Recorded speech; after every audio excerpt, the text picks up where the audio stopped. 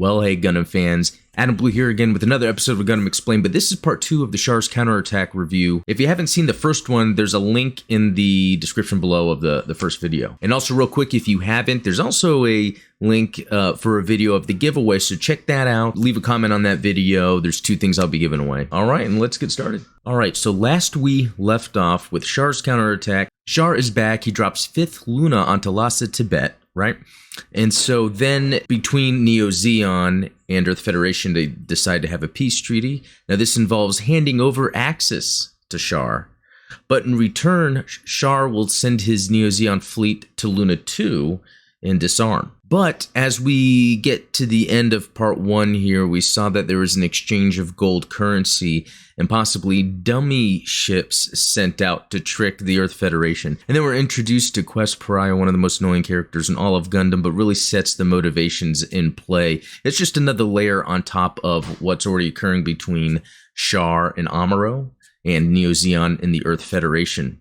So Hathaway is involved, Bright Sun falls in love with Quest, but Quest kind of decides to go off and side with Char. She kind of fell in love with him with, the way Char tends to be with the ladies. And we see Amuro's new Gundam that's introduced in the first half with the Psycho Frame technology. Here we're seeing those dummy ships inflate. Very interesting in the Gundam universe using inflatable dummies. We've seen it previously using asteroids, dummy asteroids, but also even Amuro launched dummy mobile suits out of his Rigizi earlier. Very cool. Cool music. With you, but from now on, we shall keep your memories in our... Interesting how they bring up, would there be jobs left after this treaty? And they bring up there's always people on Earth needed to clean the beaches. Kind of showing the way the economy works and I guess the jobs and the work people have when there's war going on. Just ignore those normal people. I kind of like this rivalry within Zeon of the new types, potentially cyber new types as well, and the normal types. And this resident character is a really cool mobile suit pilot. She's pretty brash, pretty arrogant, and there's a lot of cool battling that she does in this. All right, this is where we see Alpha Zero. This is like their newer kind of mobile armor, psycho mobile suit. All right, they said to commence their attack. This is Neo Zeon. So we can see that the deal has changed, and Neo Zeon's about to attack. When we saw the Prime Minister on that Federation ship, and he said, hey, you should have us up front so we're not offending Char or anything like that. And he's like, no, we got to keep people like you safe. So I guess they're being prepared just in case, keeping them in cover. And they also brought up, hey, they're not single file, they're moving out laterally, which is another clue of a formation to attack. Okay, so this is when it starts getting crazy because no one expected the entire fleet of Neo Zeon to start just pummeling missiles toward Luna 2 and the Earth Federation ships around it. And it's very interesting. You almost feel sad for all these people that were wanting to form a peace treaty, and now they've been caught off guard, betrayed. And now Quest is experiencing actually being in war, and she even gets mad at the Earth Federation vessels, even hunts one down. There's another one hiding right over there! And this is when it happens. Escape! Our soldiers are losing their lives. Their enemy.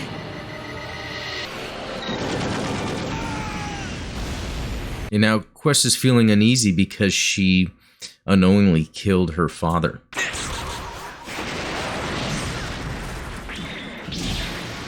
And Gyune in his Yak Doga is quite the badass. He's really just taking out all the Jagans that are coming at him.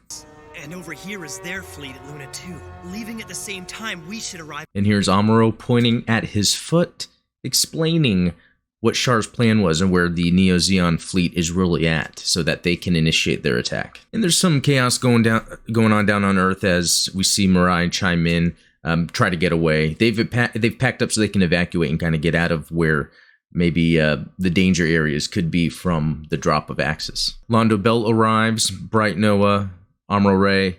Then they arrive at Luna 2 where that attack happened, and so there were some survivors, and they're kind of talking about what had occurred. But still, it's pretty crazy to think of the massacre that happened Char drops 5th Luna on Lhasa Tibet. They get to Luna 2 to disarm and just destroy as much of Federation forces as they can. And now the next step is for Char to drop Axis on Earth. It's crazy. Yune is a little bit obsessed with Quest, but he also knows that she's obsessed with Char, so he's trying to wedge himself in there. Always good to see Haro. And, of course, Hathaway got caught sneaking aboard, and Bright, his father, does what he's good at, and he slaps him. Earth Federation is then trying to destroy Axis, and there's a lot of nuclear warheads that they're using for this, and Char's trying to stop them do that. Char's cool funnel effects. Destroy them. Thrusters have ignited for the Axis asteroid base, sending it toward Earth. And just to show her love for Char Quest in space, without a suit on, gets out of her mobile suit. And then Char opens the cockpit of hers to let her in, just so she doesn't get herself killed. But it's pretty crazy. Awesome shot of the Rigazi in its flight mode as it's taking off. So Chan is at a gunner's seat on the ship, the Argama, I believe.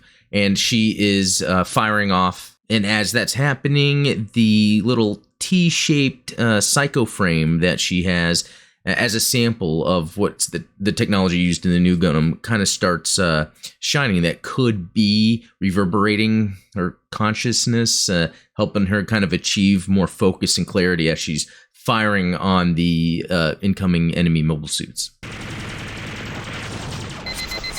What is this power? How could I have been hit? And that's how Resin gets taken out. I'll get there first.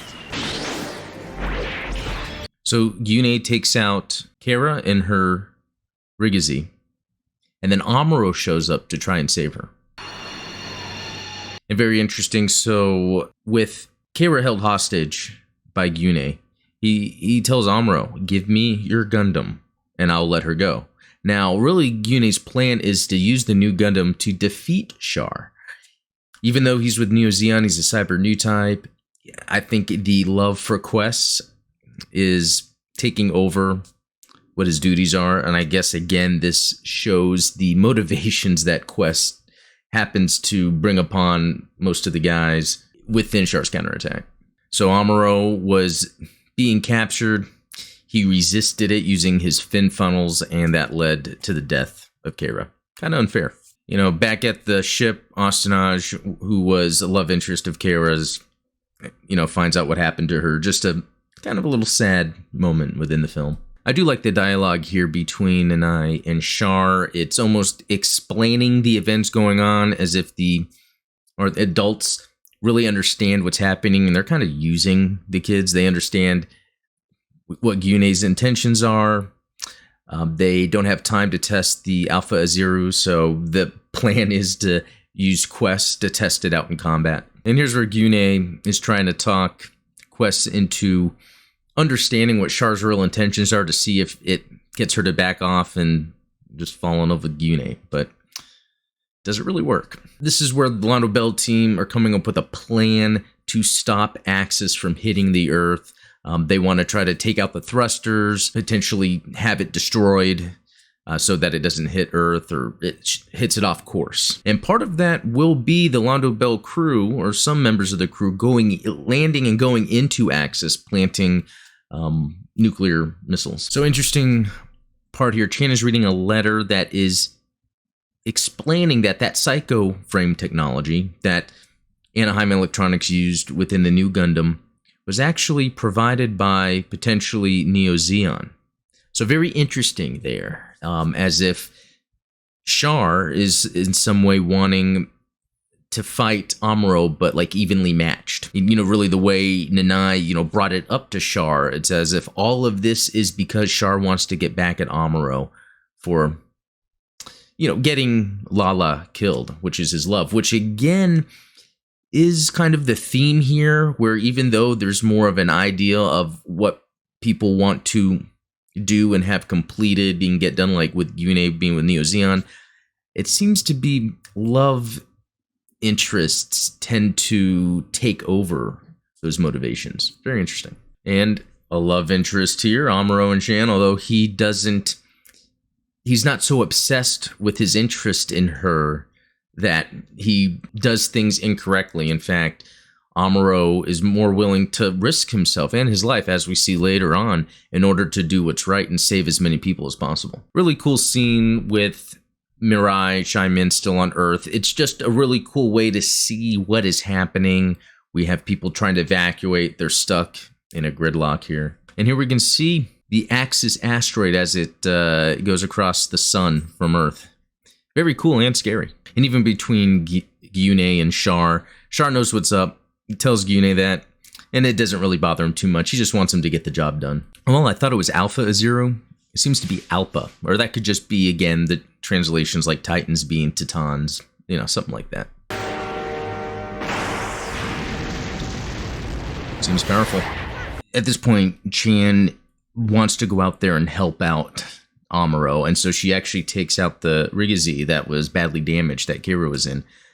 And yeah, we'll see how that goes. And now here we see Hathaway taking a chance to grab a Jagan, head out to maybe intercept Quest. He really just wants to stop them from fighting so she doesn't get hurt, but it really only complicates things. And there goes Gyune. Very cool. So this is when Hathaway gets to the Alpha Zero, and he's trying to call out for Quest.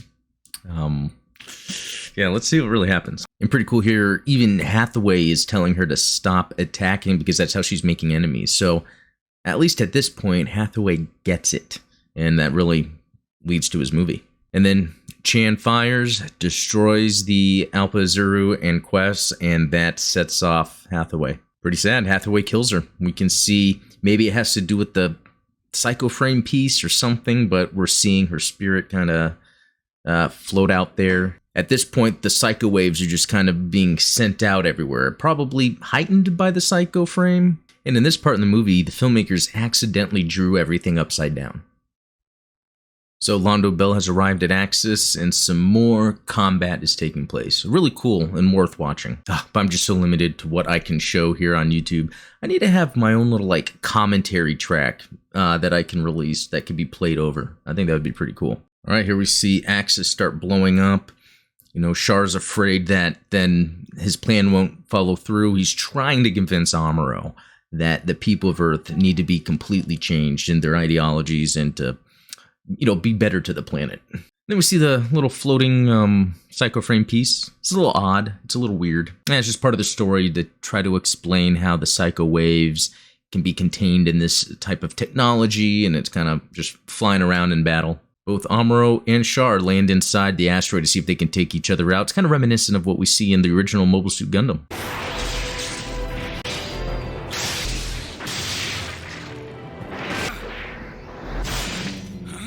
Very cool battling here between Char and Amuro.